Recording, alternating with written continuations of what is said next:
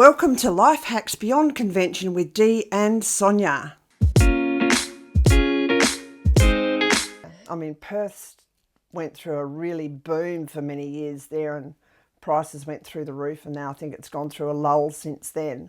So it's changed massively from what I've heard. Yeah. Yeah, I've never been to Western Australia, so one day. Road trip. Yeah, there's quite a few parts of Western Australia I'd like to see. It is such a big state though, and such a lot of driving, and if I'm by myself, I don't know. Just how far or how much I want to do. Yeah, yes. It's a heck of a long drive across. I think it's about 36 to 38 hours of drive time. Yeah. So from here, so it'd be another 42 or more from you. Yeah. And then, because I'd really like to see the Ningaloo Reef. So I haven't. Yeah, so to get up that high is another, however. Yeah. It's just so far. I haven't been up the north. I've been halfway up Western Australia, but I've done a lot of the southwest, and that's just magnificent. Yeah. Climbed a massive tree, climbed Mount Talbot up, went and saw some really, interesting. Did you see those enormous ant hills that are like? Oh yes, and there's the pinnacles. Yes, but I've seen the really enormous anthills in Northern Territory too.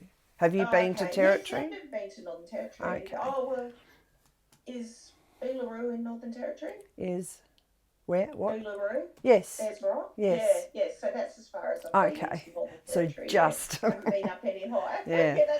I was going to say, hold it. Maybe I have been to Northern Territory. Yeah. Maybe I could tick that off, but.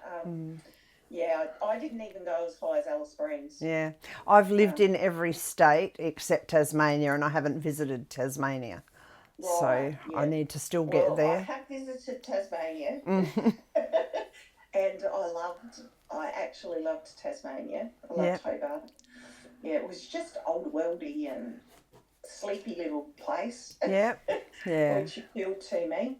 I wouldn't want to live there though, but it was a really nice place to Is it because of the isolation or the additional cost of getting things to and from? Yeah, just the isolation. It's just so far from anything. Yeah. So if you can't get what you want there, then you've got to get on the ferry, or you've got to, transport it in. And I just... Yeah, it just doesn't interest me. Yeah. There's a bloke in town here who lived in Tassie for many, many years and loved it there, but I think his health didn't cope with the cold, so he's come here. So, but he misses the lushness of it because he's moved to one of the driest country, and and one of the driest parts of it. Being back in Ballarat, it's like, the trees and things again. It is so different. It's green, not brown. Yeah, no, there's parts of it are brown, but it's different. Like the scrub is still higher. Because the scrub in South Australia is scrub. It's low. It's really low. Yeah. So it's just different. It's just different. They've all got their own beauties. Yeah, it's worth driving across the Nullarbor just to see the wide expanse of nothingness, or what appears to be nothingness. But I've driven across about 9 times, but I've flown a lot of times as well. And these days, I think I've done that.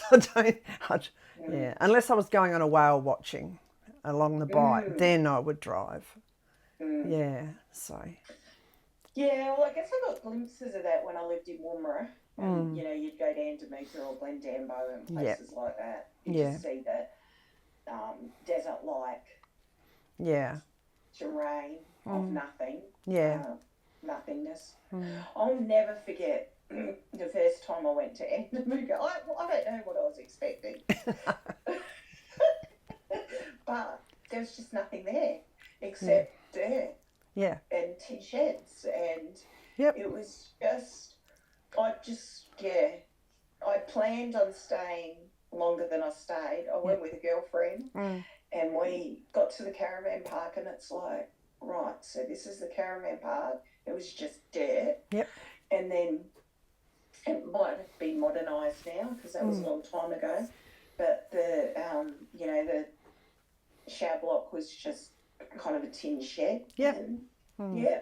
And then when we went to to try and find somewhere to eat or buy stuff, it was just another big tin shed. Yep. Yeah. And the prices are through the roof, and the range is non-existent. That didn't make as big an impact on me as the dirt and the tin sheds. Yeah. Because I can't remember the prices. I think yeah. I was going to say we were really lucky though, because actually that was when I was married, so it's my ex-husband was working in the area, and a girlfriend and I went up to spend some time up there. So we were really lucky because he had a contact with one of the people that lived there. He had their own mine, so we got to go down and look through a mine, and it was really amazing. Yeah. So completely amazing. And what they don't know about opal, you don't need to know. Yeah. Yes. I've got friends opal mining up there. She's on that program. Angel Dempsey is a friend. And I think the thing is, Tony and I have both come from the bush in different ways when we were very young. And so you saw desolation, whereas Tony and I would go out there and we'd go, oh, where are the lizards, or there's so many little tiny things. So you're looking at this broad picture of appears nothingness, but there's a microcosm of life in the ground and underneath, and then there's the gems, and Well, I was young and unprepared for what I was going to experience. Yep. I just couldn't believe it. It was just like, holy moly. And well, it was just how dirty and dusty it was. It just wasn't fun. No, it's not. And I realised, okay, not that there was such a word as glamping back then, but I definitely discovered at that point that I probably don't mind glamping. Fair enough.